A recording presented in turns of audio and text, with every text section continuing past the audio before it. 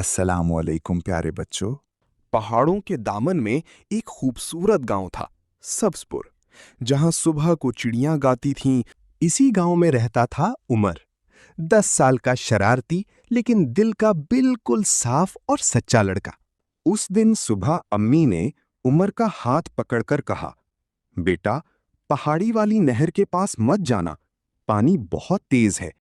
दोपहर को उमर के दोस्त आए और बोले, उमर चलो नहर पर तैराकी करेंगे, बहुत मजा आएगा।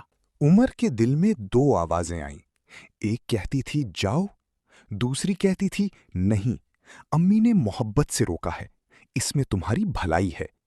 शाम को अचानक ऊपर से पानी आया, नहर भर गई।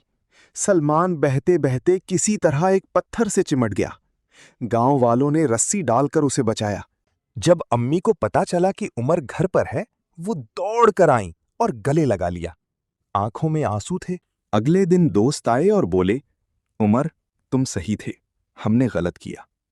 उमर ने मुस्कुराकर कहा, माँ बाप की बात में हमारी जान होती है दोस्तों।